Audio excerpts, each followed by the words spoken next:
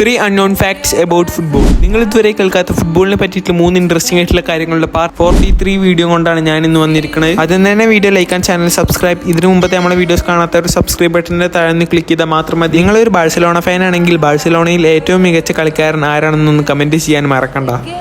Fact number 1. UCL-ൽ 100 goal അടിച്ചവരുടെ പട്ടികയിൽ ഇനി ലെവൻഡോസ്കിയും. ബ്രസ്റ്റിനെതിരേറ്റ് നടന്ന ചാമ്പ്യൻസ് ലീഗ് മത്സരത്തിൽ ലെവൻഡോസ്കി നേടിയത് 2 ഗോളുകൾ.